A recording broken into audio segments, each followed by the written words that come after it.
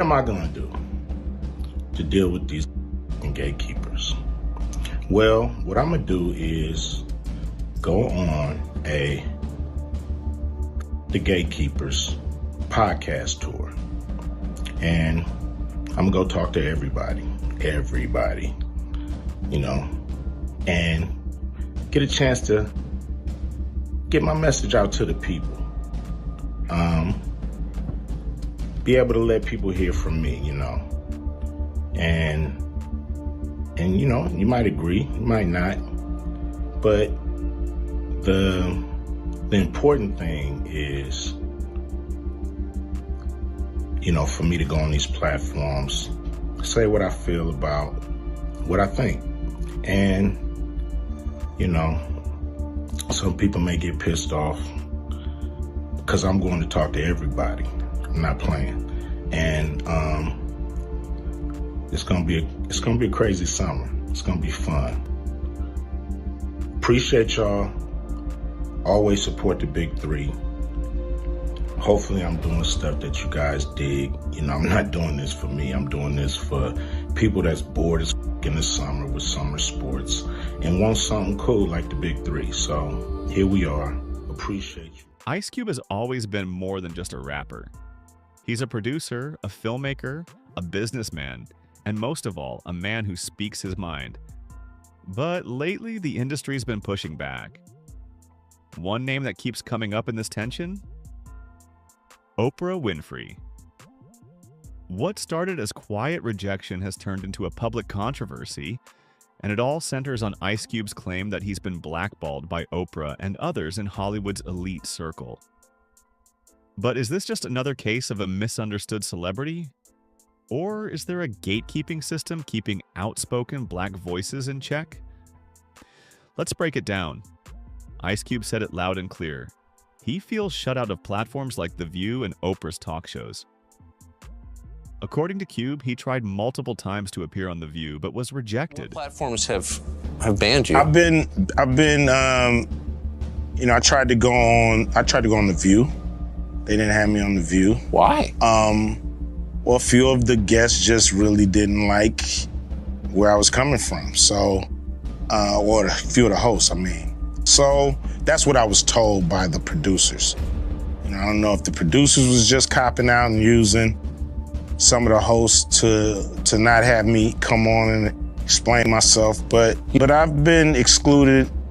I've been excluded on Oprah. On Oprah? On Oprah, yeah, I've been excluded. Yeah. I would think you'd be the person Oprah would want to promote. I mean, you grew up in South Central, you were successful at a young age, you have dignity, you say what you think. Like, I thought that was the goal. Me too.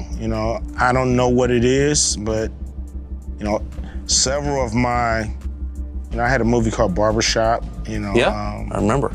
That I wasn't invited to participate with the cast. I produced a show called Black White, and it was a very controversial show.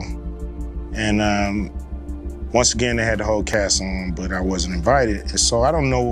On Oprah's show. Supposedly because his political views didn't align with the show's message. And Oprah? Cube says she passed on having him on as a guest multiple times, even during major cultural moments tied to his work. He points out that he wasn't invited when the cast of his film Barbershop was promoted on her platform, nor was he featured when his thought-provoking reality show Black White aired. It wasn't just about a missed interview, it was about being excluded intentionally from conversations where his voice, as a black creative, should have mattered. That sounds like right-wing extremism and whataboutism. But I've been shut out. Some platforms will not have me on. Why? They don't like that I'm, an independent thinker. I'm not part of the herd. I'm not part of the go along to get along gang, so to speak. So, I'm an outsider. And so, I'm not part of the club. According to Cube, there's an unspoken code in Hollywood. A gatekeeping system that rewards those who play the game, follow the script, and stay quiet. But if you push back, challenge narratives, or say the wrong thing publicly, suddenly the doors close. And Cube made it very clear he's never been one to stay silent. He says his career has hit roadblocks not because of a lack of talent or success, but because he refused to conform.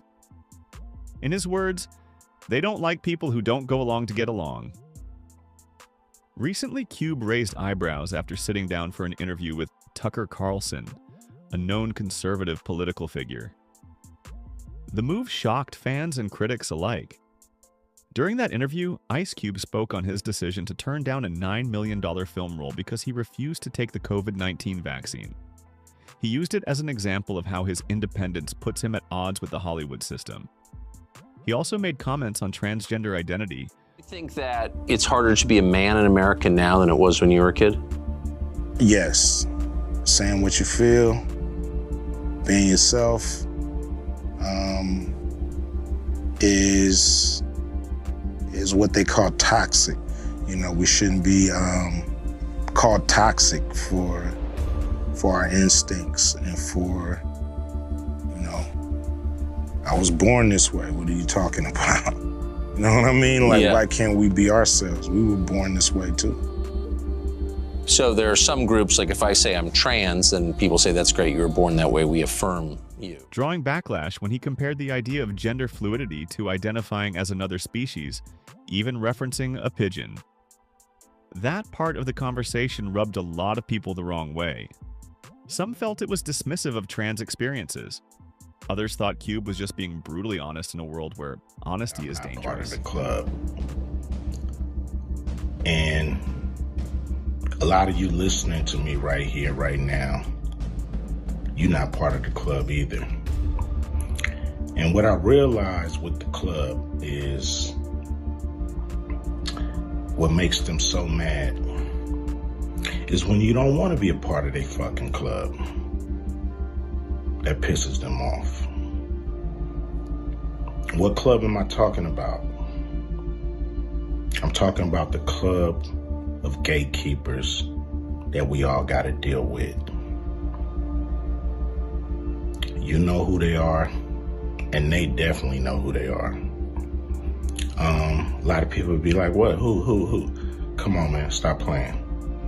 So, ever since I put out the contract with Black America, you know they've been with me. Here and there, this and that. But it's cool, you know. I expect that. You know, I've been working with, you know, on the big three for a long time, and you know how they've been with me with that. I done made it, you know, plain, simple, and clear what they've been doing. You know, the NBA been with us. Now, a lot of people might say, like, well, but Cube, you want to work with the NBA. Really, I don't give a fuck about working with the NBA. What I want them to do, when I say work with us, is to stop working against us. Stop doing that bullshit behind the scenes that we know you're doing. Mainstream media, you know, they ain't fucking with us. And that's cool. We can do it ourselves, you know what I'm saying? We still on the rise without the... Now let's talk about Oprah. To the public, Oprah has long stood as a symbol of social justice, empowerment, and Black excellence. She's hosted specials on racism, police brutality, and America's broken justice system. But behind the scenes, her image has been challenged, especially by Black artists who say she hasn't supported them fairly. Take 50 Cent, for example. He's publicly accused Oprah of targeting Black men, especially in how she handled sexual misconduct allegations. I didn't have anything against Oprah. You just called her a bitch. I'm gonna tell you why. You named your dog Oprah, didn't you? Yeah, I did. I did. That. Look. I remember that. No, look. Every time she made a mention to hip hop culture, it was something that was wrong with it, and it was something that was on my CD that was the largest debut in hip hop album. You're looking at it and you're saying that everything that's wrong with our culture is why I'm a success. Wow. So when I actually got a chance to talk to her, she was like, I never thought about it like that. He questioned why Oprah made documentaries on Michael Jackson and Russell Simmons, but didn't speak out as loudly on white figures accused of similar things. Then there's Taraji P. Henson, who co-starred in The Color Purple. She claimed that black actors were underpaid, sparking backlash toward Oprah, who co-produced the film. Taraji's comments reignited the discussion around equity in Hollywood and how even black excellence sometimes fails its people. We can't talk about this without bringing up Monique. In a powerful sit-down with Shannon Sharpe on Club Shay Shay, Monique laid it all out. If Oprah was watching this, what would you tell her? I would say, Oprah Winfrey, you know what you need to do, and stop hiding behind what you call was negative comments, what you call, oh, I don't even deal with things like that, because what people are beginning to do is see you for who you are.